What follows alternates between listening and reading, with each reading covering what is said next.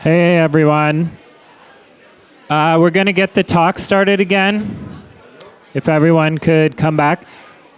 Hola amigos.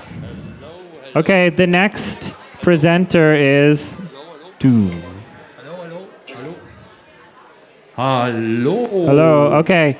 The next presenter is RaveSpace in Musee Dezentral, who organized the event for the evening. Danke. Thanks.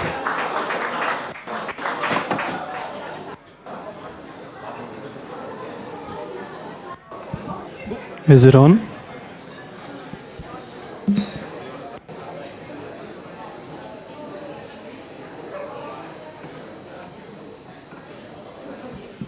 Mic check. Check, check, check, check.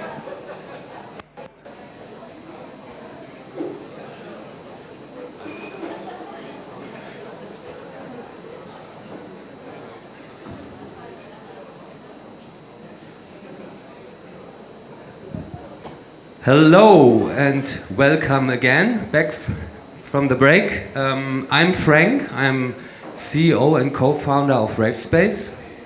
I'm here with Fabu, who's also founder, and Tom, please get up. Tom, he's also one of the founder of RaveSpace, and Konsti, he's also part of the team. We are super happy that you are all here and that we are excited, and we didn't expect so many people, to be honest. So yeah, welcome again.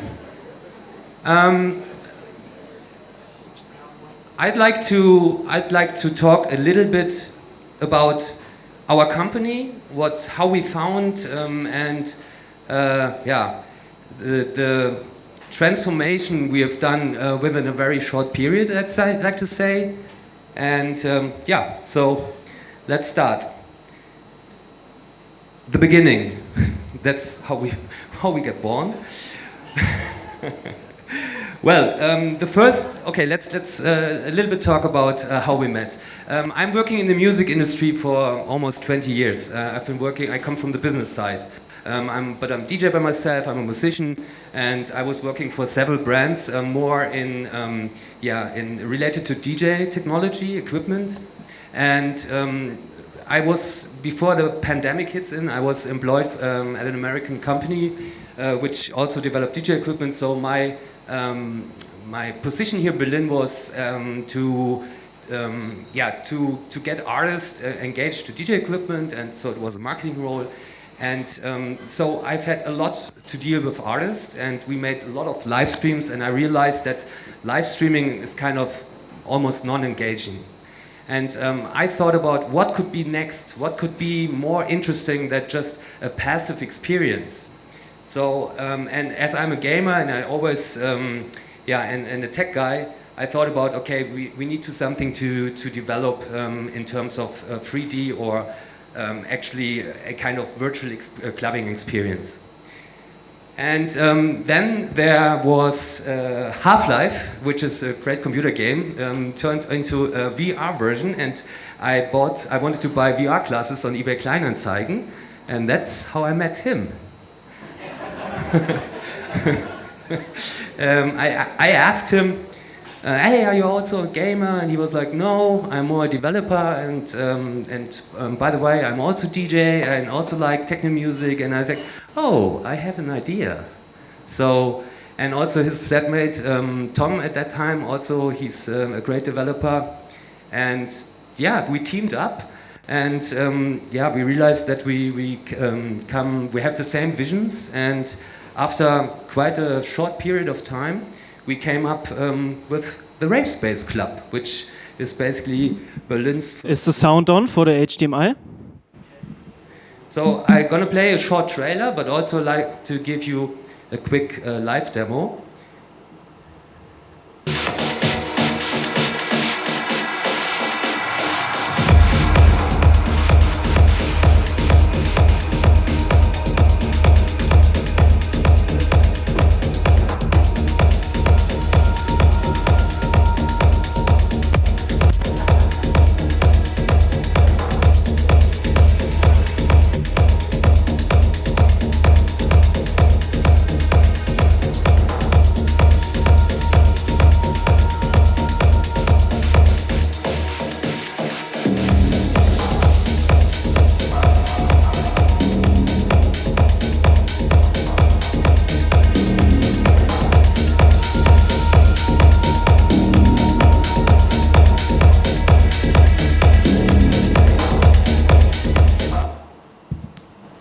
So, as you can see, what we wanted to have an experience which is easy accessible. That means by browser. And also, we wanted an experience where you can engage with other users in real time. And as you can see here, we just opened the browser window. And actually, let me put this. So, after logging in,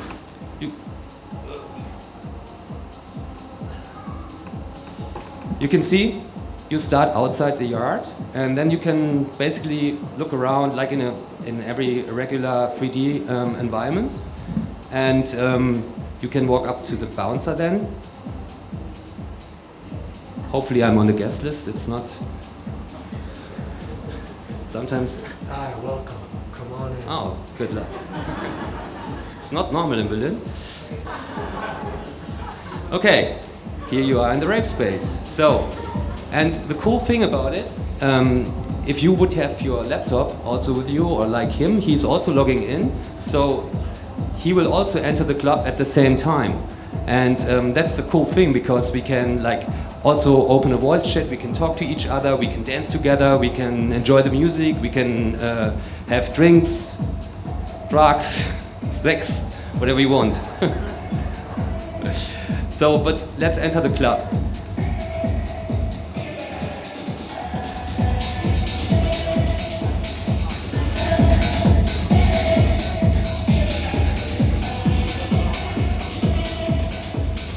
So the cool thing about the RaveSpace is that you actually can decide what you want, because you can freely move around, you can listen to the DJs, or as I told you, you can interact with other people. So here's Fabu. I don't know why he's called Frank here. And so he's dancing crazily, and we mo-capped a lot of dance moves, so we can trigger dance moves with by pressing different dance moves. Now I dance the Atze.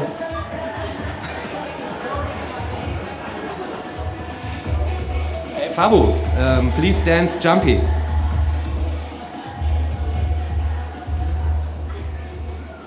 Nice. Give me some raving.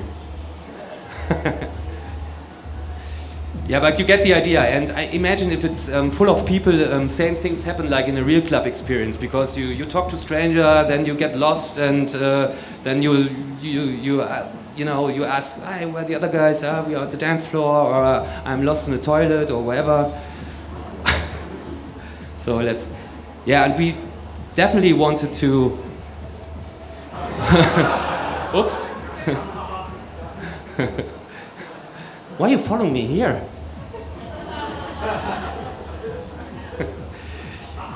Yeah, there are lots of nice Easter eggs. You can also get some vegan condoms from Einhorn here. And some nice interesting stuff from him. This is something you need to check out by yourself. Yeah, there are also, by the way, if you see those stickers are not placed by us. You can just upload your sticker and then paste it to the wall, like so. And it's going to stay there forever, hopefully. Yeah. As I said, you can also go to the bar, you can have some drinks, and then the experience changes. I don't want to dive too much into it. Probably I get a mate because I want to run faster. Okay. But then, and we throw a lot of parties, and it was super engaging, and then we thought, okay, because we are, besides music, as we are also artists by ourselves, we thought, what could be the next step? Strong mate. So we thought, why not implementing in the outside area a gallery? And this gallery, for example, is 24/7 open. And during club times, the doors open and you can enjoy both art and music, but again, the gallery can enter the gallery at any time. Unfortunately, as you can see, there's a yellow line shows how long I'm like affected by the drink. So normally the view is a little bit different and more clear than that. It's a little bit ugly, but you know by yourself how crazily mate affects. Well, okay. Yeah, normally it's a little bit more clear, but you get the idea. So there are NFTs displayed here. And the cool thing about this experience is, for example, Fabo could also join me here. We can talk about the art or even exchange with people you don't know, and quite interesting conversations and engagements happening.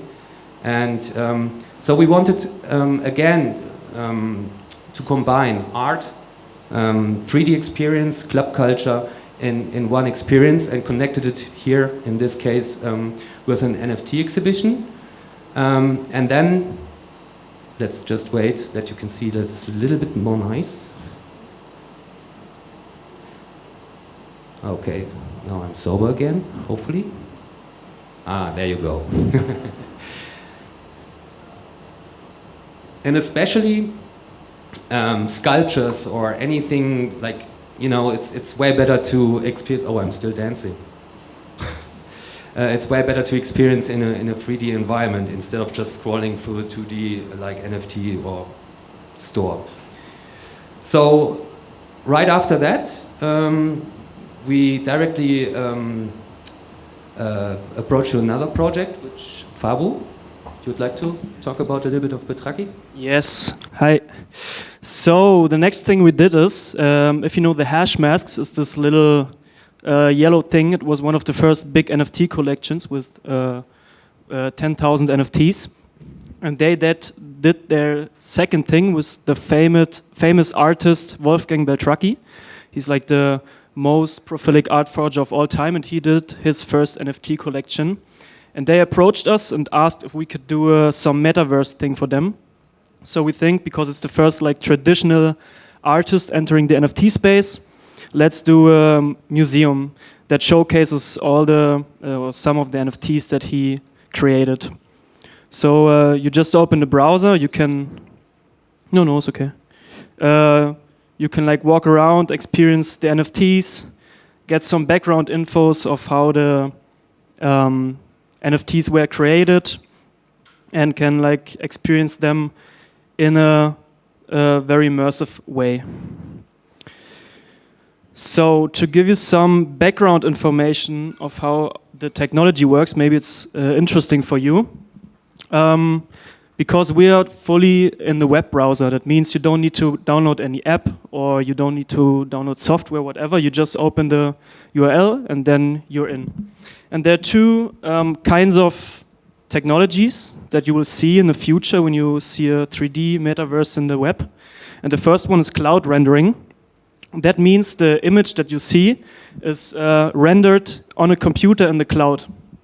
That means if you like see the 3D space and you move your mouse, the image is not rendered on your computer, but it's sent to the cloud computer. It renders the image, sends the image back, and then you have the feeling that you like moved around.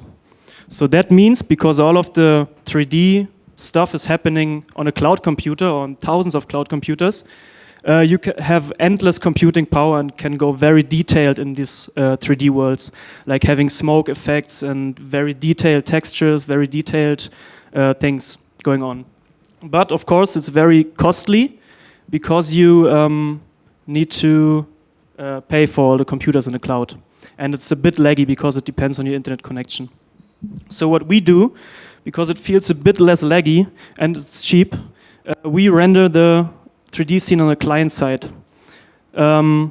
So it depends on your computer. But a lot of people have cheap smartphones or cheap computers, and that means we have to also take care of them. We have to reduce the level of detail a bit. We don't have like real lightning and shadows, and can't have too much effects. But hello, am I still on? Yeah, but we do it quite well. Just as background info, because you will see these technologies in the future. And maybe you can spot the difference. But again, the big advantage is that it's accessible like from every device on every browser without an additional program, and that's the beautiful thing. It's within the website. Yes. So what we did is we have this technology, our code base, and we are interested in art and music and culture and like doing events. And we think the next step that we can do is build a virtual museum, but not a traditional museum, but the Musee Dezentral. And we just put together a small trailer, real quick, that gives you a first impression.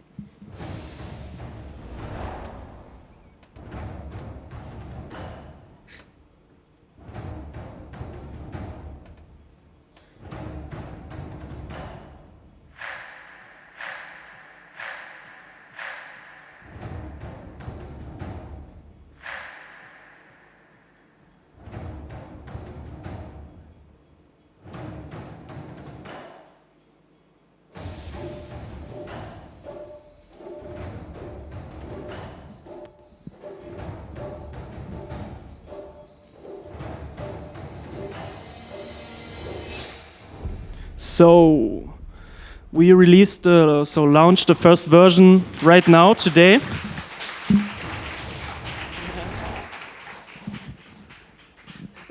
Okay.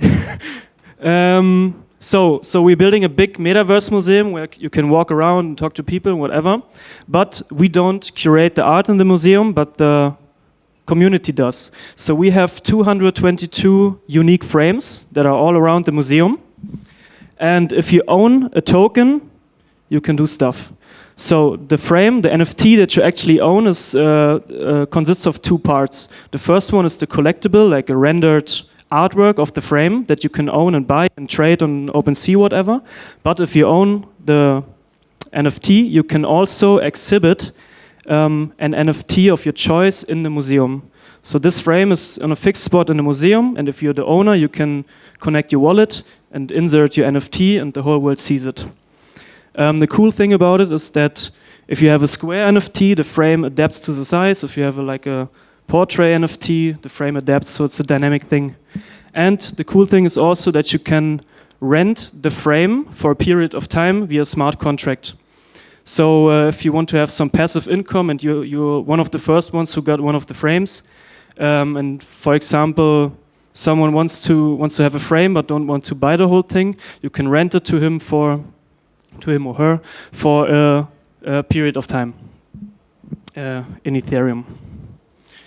So the museum is really big. We have like 3 floors, and there are some different price tiers. Like there's a very big frame in the middle of the museum that's quite expensive, and smaller ones that are a little bit cheaper. So everyone can like afford one of these frames. We also want to do some education and other stuff. So we have a Hall of Fame that educates about all the most interesting NFT projects to date. We have a curated exhibition that changes weekly. For example, now we have some works from some people that are here, and some cool projects. And we have some educational content, like to onboard non-NFT users, so they get to know the NFT technology, the history of NFTs, and make it very immersive and accessible for everyone. The next step is we want to use the funds that we get from this project by the selling of the NFTs, the minting, to build a really big like museum world, where we have other museums, like a museum for stolen art, a museum for street art, for sound, for traditional art, for each art you can imagine, and have this big art metaverse where you can jump in and decide, like go on a stroll and decide where you want to go next and check it out. Yes, that's it from my side. I think you mentioned everything. Cool.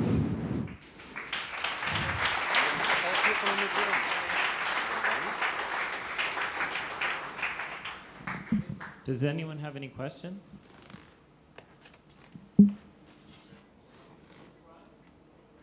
What? Yeah, the price of a frame. So we have these like big collection of NFTs, and the standard price at the moment is 0.1 ETH, and we like adapted to these, and the cheapest frames are like these. and the most expensive frame. It should be like a really gem. Maybe we don't sell it, maybe we do, but it's 100 ETH. We just try it. Maybe someone will do it, maybe not. But it would be cool if then we can build a lot of museums. Whitelist? Whitelist open. Yeah, just write us. By the way, we did actually today a soft launch. So the webpage is already online, at least the entrance hall, so you can walk around. But there's no minting option at the moment. But just to see how impressive it is already. Check it out. Hey, two questions. Is it accessible on, does it support VR? And Yes. VR is cool. Yes, we want to push VR a bit, and that's why it's accessible. Or through web technology. So we're not a software. You can just like enter the link in your VR headset, and you can experience it. and what kind of technologies, libraries, or tools did you use to make it? I think we can talk about it after it, if you're interested, because it's a bit too techy maybe for the people. Just Yes. like, is it like Unity? Or No, it's all in the web. So it's based on 3JS on JavaScript, actually. Yes. Like from scratch, or did you like? It's from scratch, yeah. From the club project that we presented ago, we built our own like 3D engine in the web. Or Tom did it actually. You can talk to Tom because he did this engine. Give him some credits. He's a master brain.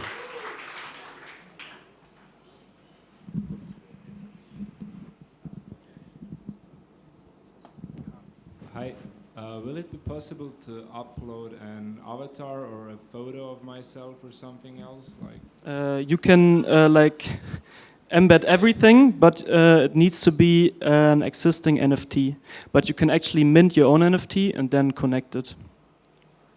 Yeah, but we don't want it the people to upload every kind of stuff, so it needs to be an NFT before. thank you. Is there any other questions? Oh, yeah, back.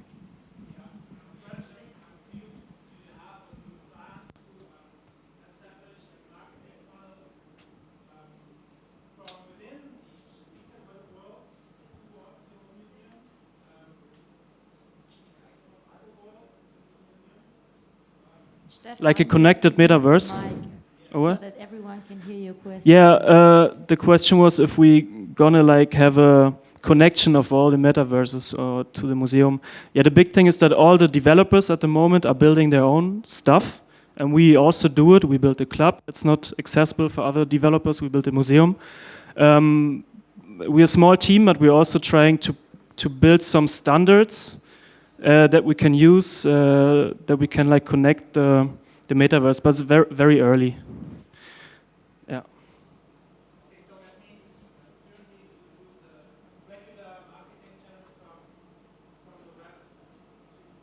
Yes.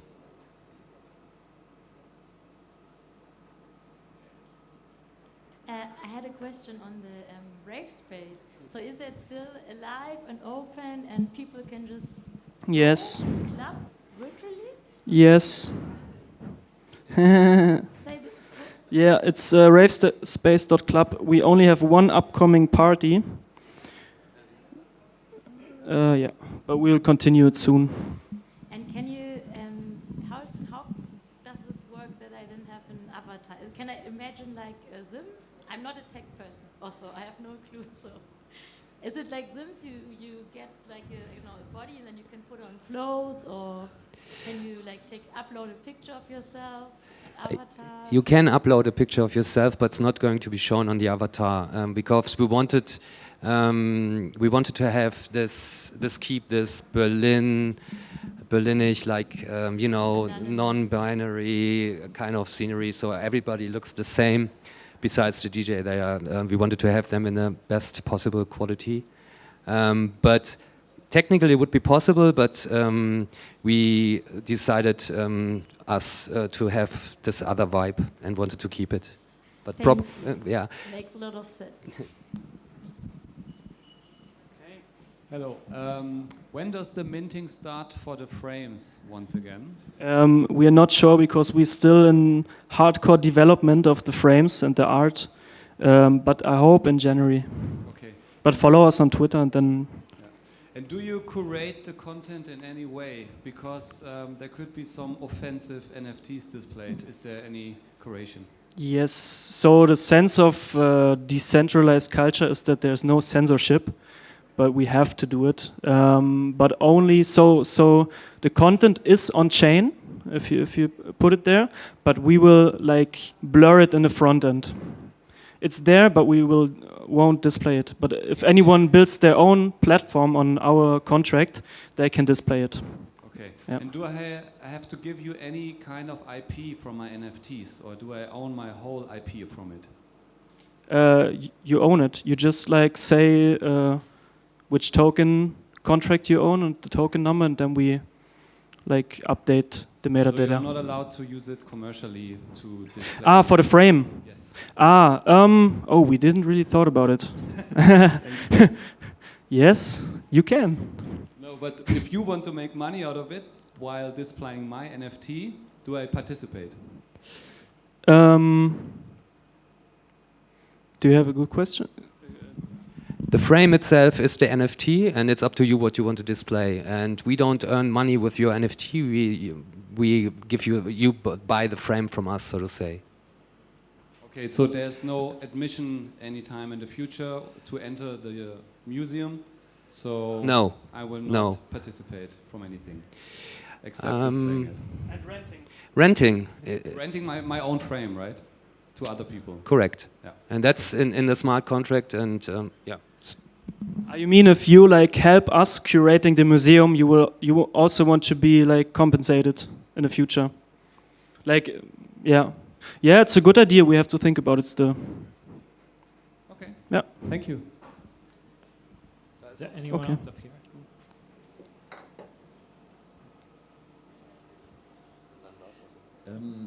So if I show an NFT on the frame, is there an option of buying the NFT? What happens if people want to? Can they click it and then they end up in OpenSeas, or is there a purchase option inside your front? Yes, so we show a detailed information of what the owner exhibited, and then there's also a link to the OpenSea what you exhibited, and then they can buy it. So maybe in the future, if you exhibit an NFT in the museum, it's maybe more valuable. Okay, let's continue. Anyone else? No. Okay. Okay, I'll try to get over there. 1 sec. Can you use the mic, please? Sorry. Do you think to go on the Binance network to avoid the high gas fees that are on ETH? Yes. We started developing the contract some month ago, actually, and so we now stick to Ethereum. But we will have some mechanics to prevent gas fees. Okay, good. And the second question comes for the raves. You were talking about the possibilities of having drinks, drugs, sex, and whatever. From what I've seen, when you went to the bar to have a beer, you had to pay. So you, I think, own a cryptocurrency in that metaverse to be able to do the transactions there.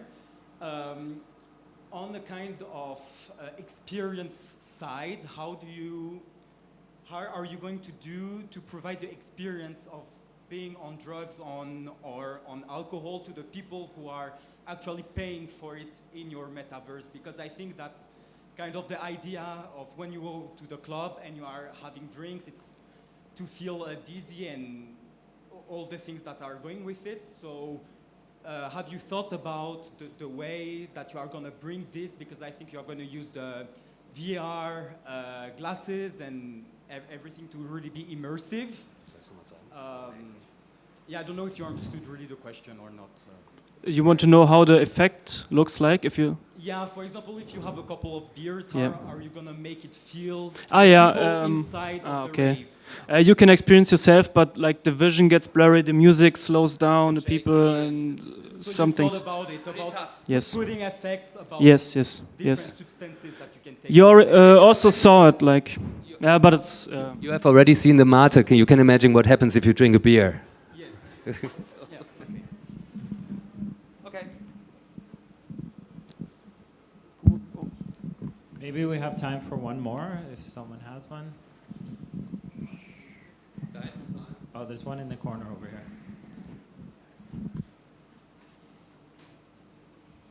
Thanks. So you're throwing your events in RaveSpace.club. Are you also planning on opening it up as a platform for people who want to organize their events, and how would that work? Yes, it's already open for people, for collectives, for artists, for whatever. They can rent the club and also like generate income by the admission fees. Or you can also choose to host a free event, whatever. Like a real club, you can rent it, you can throw parties, you can invite people, whatever. Okay. Thanks, everyone. Let's give it up for RaveSpace, Musee Dezentral. Good job. Yes? Good job. You guys killed it. Good job. Okay, next we have NFT Studio Berlin.